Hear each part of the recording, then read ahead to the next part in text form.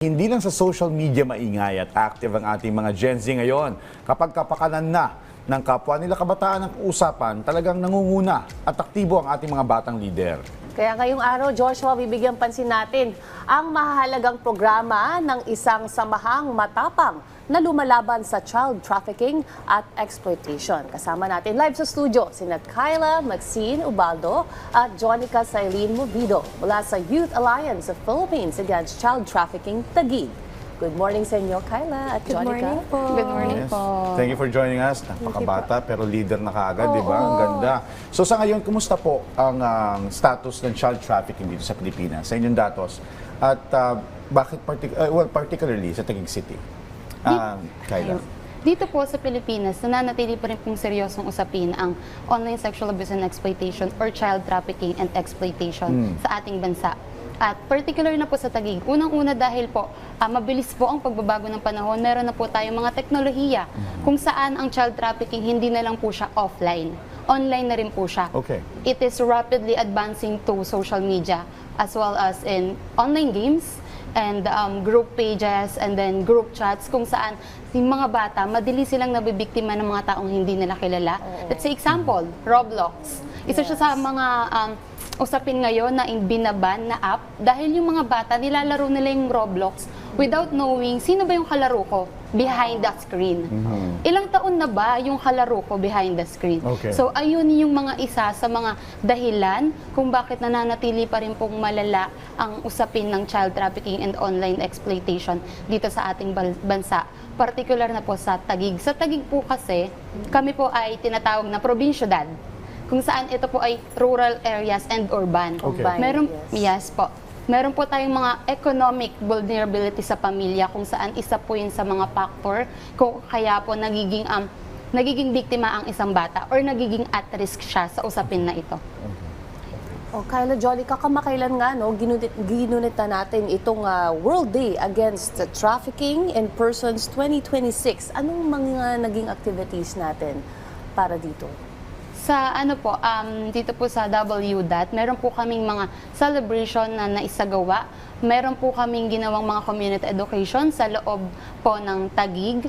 So, ayun po ay sa community at sa mga schools, kung saan na-target po talaga namin yung mga bata dahil nag-raise po kami ng awareness para po malaman nila yung mga red flags or warning signs ng child trafficking and online exploitation. Okay. And sa WDAT po, particularly, meron po kaming ginawang celebration sa Taguig Integrated School. Maraming salamat po sa school dahil kay Sir Bisco, nagkaroon po kami ng venue or avenue para po madala or ma-celebrate yung WDAT. Meron po kaming 200 participants doon. Okay. Ginawa po namin yung WDAT, ang laman po nun, meron din po kaming mga learning session kung saan yung mga bata, sila din po yung mga naging participants namin. At yung pinakamaganda po doon kasi meron po kaming panibagong laman ng module. Okay. Isa po doon ang tinatawag po naming OSAEC sa gender. Okay.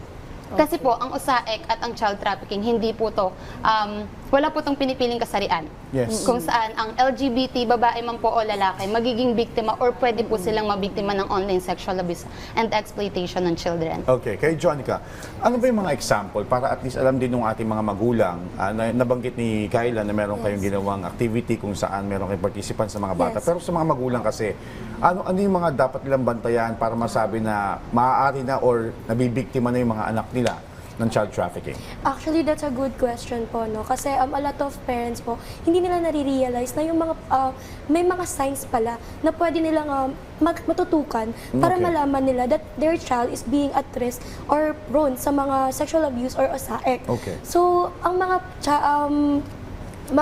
signs na pwede nalang matignan ay una, kapag bigla-biglang nagkakaroon ng pera ang mga bata nang hindi nila sinasabi kung saan ito nanggagaling, nagkakaroon sila ng secrets at nagiging malayo sila sa mga peers nila. Ito yung mga examples na kinakailangan talagang malaman din actually po ng mga parents. That is why we just not conduct sa mga children but rather we also do sa trainings or mga teachings po in terms sa mga magulang po natin para mas malaman nila kung paano po nila magaguide ng maayos yung mga bata and paano po nila matututukan para malesen po yung pagiging at risk nila sa OSAEC. Okay. Oh, paano yung mga senyales, no? Pag Oo. napansin mo na medyo nagsosolo yung anak mo sa isang corner with a gadget, syempre, Yes. you have to be involved then in what they're doing. Yes. Ano naman na, Jonica and Kyla, yung mga pananaw nyo bilang isang kabataan mismo, pagdating sa mga online game nga, sa mga bata, for you, paano nga ba dapat i-dinidisenyo ang mga laro para sa mga bata? Anong safety features dapat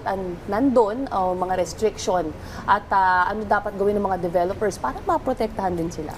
Okay, bali for that po actually, our organization has been partnering and collaborating with a different kind of corporation or game apps na talagang ina-access ng mga bata, specifically mga Roblox, Canva, and other apps pa po. So, meron po kaming mga dito po namin binibigay yung mga suggestion namin na nanggagaling din sa community, kagaya ng stricter ng age restriction, no? Kasi po sa online world, napakahirap at napakadali lang pikein ng mga edad wherein doon pumapasok yung mga perpetrator natin para mas marami silang mabiktima ng mga bata. And bukod po sa community guidelines na pwedeng mas stricten, pwede po silang mag-create ng mga rules and regulations that would have for the parents to have a parental guidance po in terms sa paggamit, kung ilang oras, and at the same time, kung sino-sino yung mga pwede nilang i-add doon sa mga specific na applications na yun. Yun. Tama. Alam mo, Ais, ito yung mga kabataan na dapat dumadami sa ngayon eh. Para at least namumulat yung, hindi lang yung mga ating mga kapwa nyo kabataan, kundi maging yung mga magulang na dapat dito sumasali sa ganitong mga organization. Naririnig nila straight from them. And, well, speaking of joining your organization, paano sasali sa inyong Ayan, maraming Sa mga- salamat po sa tanong na yun kasi po meron po kaming page, Okay. ang Youth Alliance of Philippines Against Child Trafficking, and pangalawa, since meron po kaming mother organization, Philippines Against Child Trafficking National and Taguig Chapter po. Pwede nyo po kaming i-message or i-search sa FB, and meron po dong nakapin post sa aming pong page kung saan makikita nyo yung G-Forms or Google Forms, kung saan pwede po kayong mag-log in or mag-sign in para po makasali, kasi po agad-agad po namin yung nakikita sa page po namin. Tsaka sana mapalawak hindi na sa Taguig, ano? Opo. Sana sa lahat ng eskwelahan, public and private schools. Yes. Ma-share ko lang din dun sa, speaking of games or yung mga developers nga ng games, may nilalaro tong anak ko. At meron feature doon na nasa parang naka-link sa Okay. cellphone ko Okay. yung app. So, nalalaman ko pag ginagamit ka. Tapos may settings din ako na pwede kong i-restrict like 2 hours a day. Okay. Oo. That's And then good. nakita ko ano nilalaro niya. So, dapat mga ganun yung mga games Yes. na. Good po yun. Well, panghuli na lang, Kyla, Jonica, message nyo po sa ating mga kabataan, sa mga kapwa nyo kabataan, gayon din sa mga magulang para makaiwas at maprotektahan yung kanilang mga anak sa child trafficking. Okay, sa mga bata po, bilang mga kapwa-kabataan nyo rin, nananawagan po kami no, na talagang paigtingin nyo po, itulungan nyo yung mga sarili nyo na maging ligtas pagdating sa online and offline. So, hindi lang sa sarili natin, no, kung kaya nating impluwensyahan yung maraming tao kagaya ng mga kaibigan, kaklase, at iba pang mga bata na nare-reach natin or ng platform na meron tayo, no, maganda rin na i-spread natin yung awareness para at the same time, hindi man natin alam, nagiging kumbaga superhero tayo nang hindi natin alam. Yes. And nakakatulong tayo na mabawasan yung mga cases na ganito, ng OSAEC specifically.